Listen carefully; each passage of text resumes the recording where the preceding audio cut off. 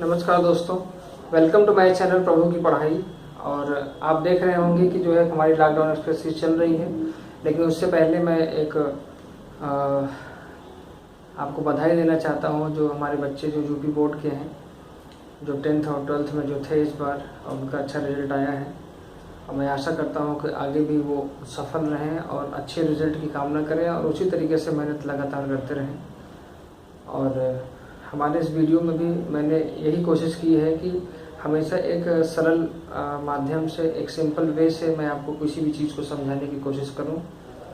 जो बच्चे इस चैनल पर नए हैं वो आखिरी तक इस वीडियो पर बने रहेंगे तो उन्हें ज़रूर कुछ न कुछ इस चैनल के माध्यम से सीखने को ज़रूर मिलेगा।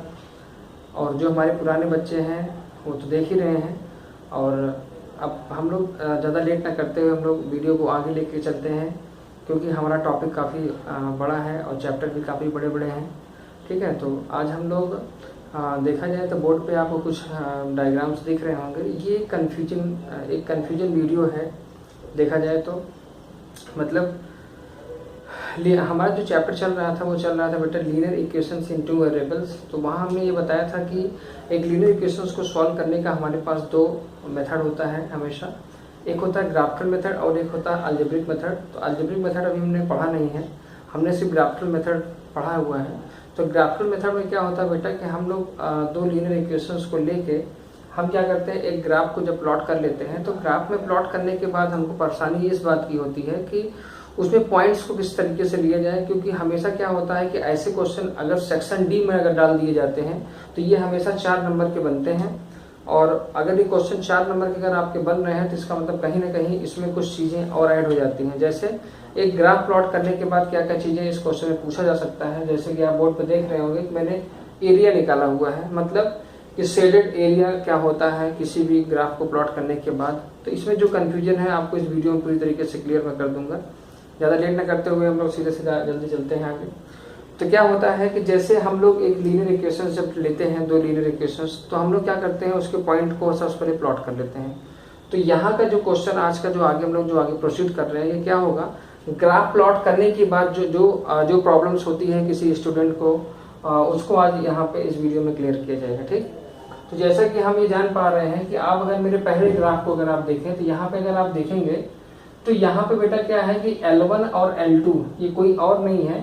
L1 जो है वो पहला लीनियर इक्वेशन है और L2 जो है आपका वो दूसरा लीनियर इक्वेशन है। ठीक है, तो हमने लाइन को ड्रॉ कर लिया पॉइंट को लेकर। ठीक है, हमने देखा कि ये दोनों लाइन एक दूसरे को पॉइंट Q पे इंटरसेक्ट कर रहे हैं। इसका मतलब है कि ये जो लीनियर इक्वेशन बना हुआ है यहाँ पे वो एक इंटरसेक्टिंग लाइन्स को जनरेट कर रहा है। मतलब अगर दो लाइन किसी एक पॉइंट पर अगर इंटरसेक्ट करती हैं तो उसे इंटरसेक्शन पॉइंट कहा जाता है और उसी पॉइंट को ही सॉल्यूशन ऑफ द इक्वेशन कहा जाता है। ठीक है, ठीक है, यहाँ तक लोग पहुंच गए। अब क्या होता है कि क्वेश्चन में ये मेंशन रहता है कि shaded area on x axis. तो इस एक्स और वाई एक्सिस का बड़ा ही मतलब होता है। मैं इस ग्राफ को इस तरीके से ये सोच के चल रहा हूँ कि आपको एक्स एक्सिस और वाई एक्सिस के बारे में पहले से ऑलरेडी पता होगा। ठीक है, ठीक, तो चलिए हम लोग चलते हैं। तो ये हो गया बेटा हमारा एक्स एक्सिस और ये हो गया वाई एक्सिस। अब आप देखेंगे कि अगर दो लाइंस अगर इंटरसेक्ट कर रही हैं तो अगर मुझे shade the region x axis पे अगर हमको बताना है तो हम इसको एक्स एक्सिस जब हम ड्रॉ कर लेते हैं तो परेशानी क्या होती है, आप देखे होंगे एक्स और वाई एक्सिस अगर कहीं पे इंटरसेक्ट करते हैं परपेंडिकुलर तो उसे ओरिजिन कहा जाता है। ओरिजिन के राइट साइड में हम लोग जब चलते हैं तो बेटा एक्स एक्सिस का पॉजिटिव डायरेक्शन होता है और ओरिजिन के लेफ्ट चलते हैं तो एक्स एक्सिस का नेगेटिव डायरेक्शन होता है। ओरिजिन के अप चलते हैं तो वाई एक्सिस का पॉजिटिव और ओरिजिन से डाउन चलते हैं तो वाई एक्सिस का नेगेटिव होता है। ठीक, अब यहाँ पे क्या होता है कि जब हमने क्या किया, हमने एक ट्रायंगल्स को एक तरीके से हमें एक ट्रायंगल्स दिख रहा होगा और उस ट्रायंगल का हमने नेमिंग कर लिया कि ट्रायंगल पी क्यू और आर। ठीक है, अब P का जो कोऑर्डिनेट है हम P का लिख देंगे, Q का जो कोऑर्डिनेट है Q का लिख देंगे, R का जो कोऑर्डिनेट है R का लिख देंगे। तो हम देखेंगे कि हमें एक ट्रायंगल्स मिल रहा है, ट्रायंगल्स P, Q और R। तो हम क्या करेंगे, shaded area on x axis, area of triangles P, Q, R। जो ट्रायंगल्स बनेगा वही ट्रायंगल्स लिखा जाएगा। अब हमारा जो बेसिक जो फॉर्मूला होता है बेटा, वो फॉर्मूला होता है हमारा क्या, हाफ बेस इंटू हाइट। क्या होता है, एरिया इक्वल टू क्या होता है बेटा, होता है हमारा हाफ बेस इंटू हाइट। अब यहाँ कंफ्यूजन इस बात को होती है कि बेस और हाइट कैसे काउंट करते हैं। अब देखिएगा, हम देखेंगे कि जब हमारा जो ट्रायंगल्स बनेगा तो ऑब्वियस बात है बेस हमेशा हम लोग उसी को कंसीडर करते हैं जो मैक्सिमम लेंथ होती है। तो हमने देखा कि हमारा बेस तो भाई एक्स एक्सिस पे ही गिरा हुआ है। तो आइए देखते हैं, अगर हम यहाँ से अगर इस पॉइंट पे चलेंगे तो आप सोचेंगे सर यहाँ पे पहले से 4,0 लिखा है तो ऑब्वियस बात है 4 होगा, लेकिन यही कंफ्यूजन आपको दूर करना है कि बेटा ये ओरिजिन से जो लेंथ है वो 4 है, लेकिन अगर इसकी पूरी लेंथ अगर कंसीडर किया जाए तो लेफ्ट में भी 1 यूनिट है, तो हमें पूरा लेंथ लेना है। तो 4 तो हमारा यही हो गया, अगर 1 2 3 4 और 1 यूनिट पीछे की तरफ, ये हो गया हमारा टोटल 4 तो हमारे पास पॉइंट ही थे, और ये हो गया 1 2 3 4 और ये इसको लेकर हो गया 5 यूनिट। इसका मतलब है जो बेस लेंथ है हमारा, मतलब पी और आर का जो लेंथ है वो कितना है, 5 यूनिट है। इस तरीके से हम लोग हाइट को जब काउंट करेंगे तो अब देखेंगे कि हाइट पे अगर हम काउंट करते हैं तो वाई एक्सिस पे काउंट करेंगे तो 1 2 मतलब 2 यूनिट जो है हमारी हाइट है। तो हाइट हमारा कितना हो गया, 2 यूनिट हो गया। अब वही नॉर्मली क्या करेंगे, सीधे सीधे फॉर्मूले उठा के प्लेस कर देंगे। तो बेस की जो लेंथ है वो क्या है, पी आर है, और जो हाइट की जो लेंथ है वो है क्यू एम। तो पी आर हो गया आपका 5 और क्यू एम हो गया आपका 2। तो 2 से 2 कैंसिल आउट और we will get 5 square unit. मैंने कोशिश की है कि आपको इस पहले डायग्राम से पूरी तरीके से समझाने की। इसी तरीके से हम लोग दूसरे डायग्राम पे आते हैं। दूसरा डायग्राम अगर आप देखेंगे तो आप क्या करेंगे, आप पहले पॉइंट से पहले आप लाइन को ड्रॉ कर लेंगे। अब देखेंगे क्या क्वेश्चन में ऐसा लिखा हुआ है क्या बेटा कि shaded area on y axis. अगर वाई एक्सिस कर रहा है तो देखेंगे आप एक ट्रायंगल यहाँ बन रहा है, एक ट्रायंगल यहाँ बन रहा है, लेकिन हमें दिखाना किस पे है, वाई एक्सिस पे। तो ये जो वाई एक्सिस पे जो बन रहा है तो इसको हम लोग इस तरीके से ड्रॉ कर लेंगे। अब यहाँ पे फिर से पॉइंट लेने वाली बात आई, क्योंकि हमको जो एरिया निकालना है वो क्या है, हाफ बेस इनटू हाइट। अब बेस को कंसीडर करना, बेस को कंसीडर करते समय फिर से हम कंफ्यूजन में आ जाते हैं। हमें कंफ्यूजन नहीं करना है, हमें पता है कि वाई एक्सिस पे जो भी लेंथ पड़ेगी वो हमारा क्या हो जाएगा, बेस हो जाएगा, और सबसे बड़ी लेंथ भी है। तो अब देखो ओरिजिन से जब लोग जो काउंट करेंगे तो हमने देखा यहाँ पे 0,7 मतलब जो y का जो लेंथ है कितना है, 7 ऑलरेडी पहले से है। लेकिन अगर आप देखेंगे तो 1 यूनिट हमारा नीचे की तरफ भी है, 1 यूनिट। तो टोटल हो गया 7 और 8 कितना हो गया, 7 और 1 कितना हो गया, 8 हो गया।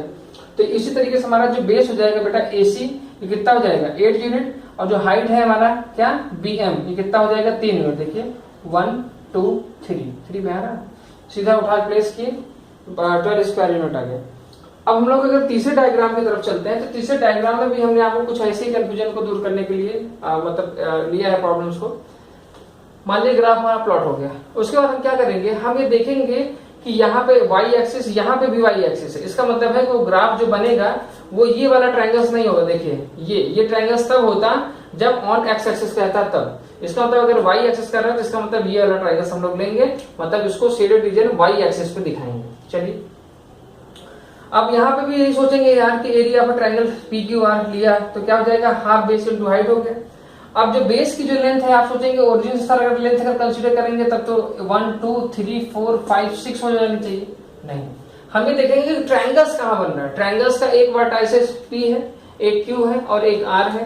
तो आप अगर देखेंगे तो P और R जो लेंथ है इसी को बेस कहा जाता है। तो ये लेंथ अगर हम लोग कंसीडर करेंगे, ये लेंथ अगर हम लोग कंसीडर करेंगे तो P तो ऑलरेडी है ही है, ये हो जाएगा 1 यूनिट, ये हो जाएगा 2 यूनिट, 3 और ये हो गया 4। तो 4 यूनिट आपके क्या हो गए, बेस हो गए। हाइट भी उसी तरीके से QM अगर देखा जाए तो 1 2 3, तो हाइट कितना है आपका 3 है, ठीक है। सीधा उठा के अगर हम लोग प्लेस करेंगे तो बेस की जगह पे बेस, हाइट की जगह हाइट पे, और हो जाएगा 6 स्क्वायर यूनिट। मैंने कोशिश की है कि आपको पूरी तरीके से मैं आपको इस कंफ्यूजन को दूर करूं। बाकी जो भी इंटरसेक्शन पॉइंट्स मिल रहे हैं ये सभी सोल्यूशन ऑफ द इक्वेशंस होंगे, ठीक है। और ये वीडियो सिर्फ इसलिए बनाया गया था कि आपको ये पता होना चाहिए कि ये जो ओरिजिन से जो हम लोग पॉइंट लेते हैं ये डिपेंड करता है कि इसका जो आखिरी का जो पॉइंट है, मतलब ये जो पॉइंट हमारा जो निकल के आ रहा है, अगर ये ओरिजिन के उधर चला जाता है जिसका मतलब 1 यूनिट हम लोग उधर भी लेंगे। मतलब कहने का मतलब ये है कि आपको बेस और हाइट को अगर पूरी तरीके से अगर आपका क्लियर है तो आप एरिया ऑफ ट्रायंगल्स निकाल लेंगे, ठीक। आशा करता हूँ बिल्कुल आपको समझ में आया होगा। जो लोग आखिर तक बने होंगे वो बिल्कुल समझ पाए होंगे, ठीक है। अब हम लोग जो है नेक्स्ट वीडियो में मिलेंगे। यहाँ से हमारा जो ग्राफ का जो प्रॉब्लम था वो पूरी तरीके से कंप्लीट हो गया है, ठीक है। और हम लोग जो है नेक्स्ट क्लास में ये देखेंगे कि अलजेब्रिक मेथड कितने तरीके के होते हैं और अलजेब्रिक मेथड से किसी भी लीनियर इक्वेशंस को कैसे सॉल्व किया जाता है, ठीक है। और अधिक से अधिक लोगों तक हमारा मैसेज पहुंचाइए, ठीक है। लाइक करिए, शेयर करिए और अधिक से अधिक लोगों तक वीडियो को पहुंचाइए, ठीक है। Thank you.